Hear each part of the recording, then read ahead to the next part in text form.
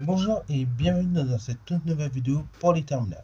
Ici donc je vais vous présenter tout simplement la spécialité mathématique. Et donc pour ce faire on va voir un petit peu les différents éléments, à savoir tout d'abord le programme, ensuite comment c'est noté au bac, et éventuellement à la fin je vous donnerai quelques petits conseils. Alors c'est parti mon clic. Tout d'abord donc le programme de spécialité mathématique, il faut savoir qu'il est coupé en 3 gros thèmes en gros. Donc on a un thème d'algèbre et de géométrie. Un second thème, c'est l'analyse, et un troisième thème, concernant l'étude des probabilités et des statistiques. Au niveau de la progression, voilà ce que ça va donner. Donc, on est sur du 13 chapitres dans l'année, pour faire simple. Sur les 13 chapitres, il faut savoir que c'est des chapitres déjà qui sont très denses. Donc, bien évidemment, vous ne serez pas évalué sur les 13 au bac, puisqu'il faut savoir que le bac se déroule au mois de mars. Ce qui veut dire que vous serez évalué seulement sur une partie du programme, à savoir donc ici les 9 premiers chapitres. Comme on peut le voir d'ailleurs sur le petit schéma. Ok, donc on a un peu tout pour le bac. Vous allez étudier ensuite tout ce qui concerne les limites de fonction, l'étude de la géométrie d'un espace par les vecteurs, les droites et les plans. Ensuite, un chapitre de probabilité. Ensuite, on étudiera donc ce qu'on appelle la continuité de fonction. Donc là, vous allez voir, c'est une notion un peu nouvelle. Après, tout ce qui concerne la dérivation, la convexité. Puis, l'étude de la fonction exponentielle et de sa sœur jumelle, à savoir la fonction logarithme népérien, l'étude des primitives et des équations différentielles, parce que oui, en effet, en première, on a étudié à dériver, ok, donc on a vu comment on pouvait dériver des fonctions de façon classique, et là, cette année, on va voir comment on peut faire l'inverse, c'est-à-dire faire une primitive, et également la résolution d'équations différentielles, même si pour le coup, la partie équations différentielles n'est pas au programme du bac. Donc là, je verrai si pareil, je vous la laisse quand même d'un chapitre parce que c'est vrai que ça ressemble. Ou si je le mets avec le calcul intégral ou carrément je fais un autre chapitre. Ça on verra. Ensuite, pour terminer, on a le deuxième chapitre de géométrie d'espace qui sera évalué au bac, c'est-à-dire notamment tout ce qui concerne les notions d'orthogonalité et de distance dans l'espace. Voilà. Donc déjà rien que pour le bac, c'est quand même des chapitres assez conséquents et donc ils vont demander beaucoup de travail, ok. Et pour le coup là, il va falloir être à l'aise avec le programme de première. Donc là, je vous parle, c'est pas exactement la rentrée, c'est un peu avant la rentrée, je fais cette vidéo. Donc si vous avez le temps encore à nouveau, essayez de revoir les chapitres sur lesquels vous avez un peu de mal, notamment tout ce qui concerne les suites et les fonctions, parce que c'est le cœur même de la spécialité terminale. Et voilà, ok. Essayez de revoir un petit peu ces chapitres-là parce que c'est des chapitres qui vont revenir assez régulièrement. Ensuite, parmi les chapitres non évalués au bac, donc il en restera 4, à savoir donc les fonctions trigonométriques. Donc là, ça va être exactement dans la continuité de ce que nous avions fait en première. Le calcul intégral, donc un petit peu nouveau, vous verrez. D'ailleurs, c'est dans ce chapitre-là, vous allez comprendre enfin pourquoi on vous a dit d'apprendre des formules pour calculer des aires. Ensuite, donc tout ce qui concerne le combinatoire et dénombrement. Et enfin, le dernier chapitre de proba, à savoir sur les sommes de variables aléatoires, la loi des grands nombres, ainsi que la concentration. Ok, voilà, donc ça fait quand même un programme assez dense, vous allez voir. Chaque chapitre, en gros, faut compter en moyenne 3 semaines. Donc, si vous faites le calcul rien que pour le bac, ça fait 27 semaines avec le contrôle tout ça et les bacs blancs. Vous vous rendez bien compte que ça va être très conséquent. Pour une petite indication, d'ailleurs, 27 semaines, ça fait à peu près donc exactement 7 mois, ok, 7 mois sans relâche, donc c'est quand même conséquent, ok, enfin presque. Hein. Alors justement, donc la spécialité mathématique au bac, comme vous savez, il y a des chapitres qui sont évalués, des chapitres qui ne sont pas évalués. Les chapitres que je vous ai dit qui seront évalués et non évalués, donc là, c'est vrai pour cette année, donc 2022-2023, pour le bac 2023 du coup, mais ce sera vrai pour toutes les années à venir. Oui, parce que faites bien attention, tout dépendra des spécialités. Pour le coup, les spécialités scientifiques, on est avantagé là-dessus par rapport aux spécialités comme HGSP ou SES. Pour la spécialité mathématique, les chapitres qui seront évalués, donc au bac, vont rester les mêmes, ok. Mais attention, vérifiez bien pour certaines spécialités comme HGSP ou SES, il y a des chapitres en fait ou des thèmes qui sont évalués en année paire et en année impaire. Donc là, il faudra bien vérifier pour ne pas vous faire avoir, ok, et ainsi prendre de l'avance. Pareil, le programme donc de spécialité maths, donc du moins la progression, vous pourrez la retrouver également dans mon draft, ainsi que le diaporama qui est affiché. Alors maintenant, donc le bac de spécialité mathématiques, et comme pour tous les aspects, donc c'est tout simplement une épreuve écrite qui vous attend à la fin. ok, qui vous attend au mois de mars. C'est pour ça donc on a des chapitres évalués et des chapitres non évalués, parce que sinon si on devait vous faire évaluer tous les chapitres, c'est très dense, ok.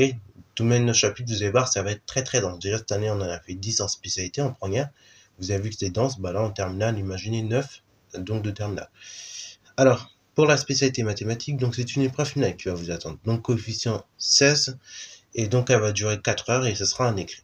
Alors, la façon dont ça va se dérouler, là pareil, en fait ce qui va se passer c'est que comme il y a beaucoup de combinaisons de spé, okay, on peut combiner maths avec n'importe quelle spécialité, en fait maintenant ce qui se passe c'est que vous avez, ça se passe sur 2 jours les épreuves, ok.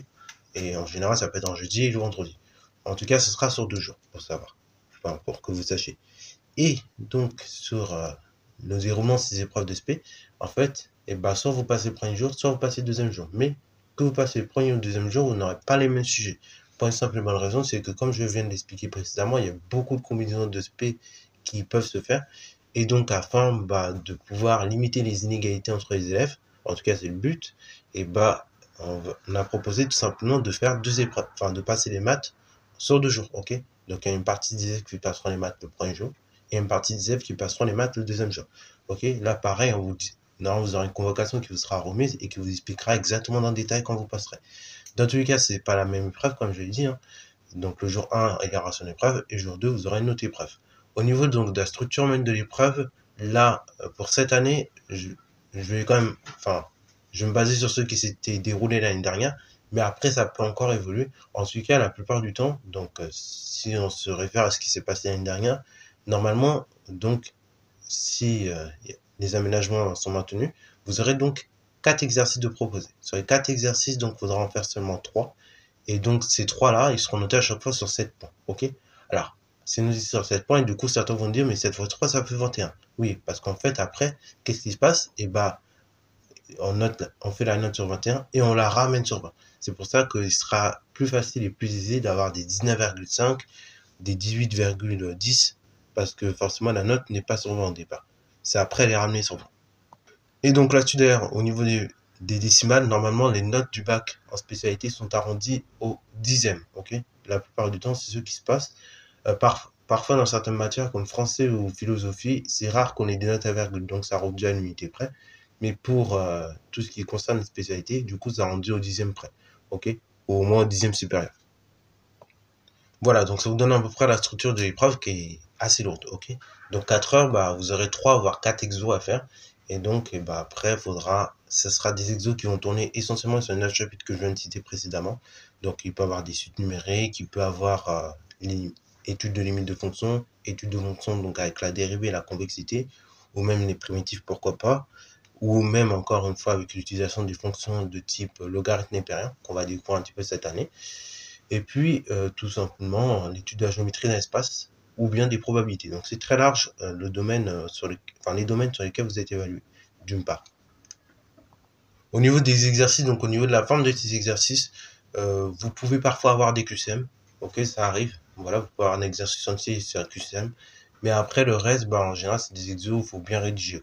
Ok, des exos, il faut rédiger, démontrer. Vous pouvez avoir très souvent des problèmes, des petites démonstrations. Bon, voilà.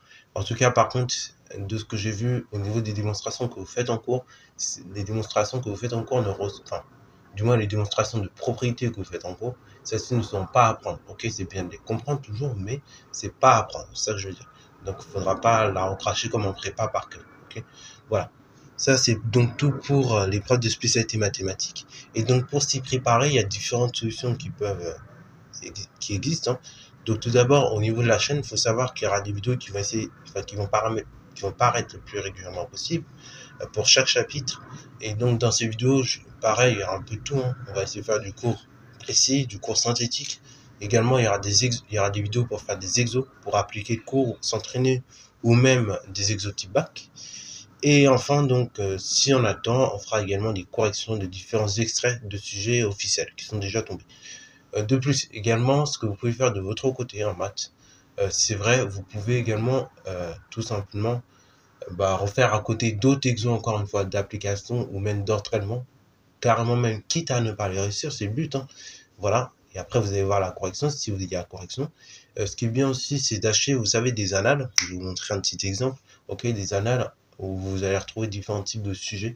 ok, qui sont tombés les années précédentes. Le mieux, c'est, comme je vous dis, d'acheter en papier. Pour une simple et bonne raison, c'est qu'on n'est pas distrait quand on fait un sujet papier. Tandis que si vous cherchez des annales sur Internet, c'est possible, hein.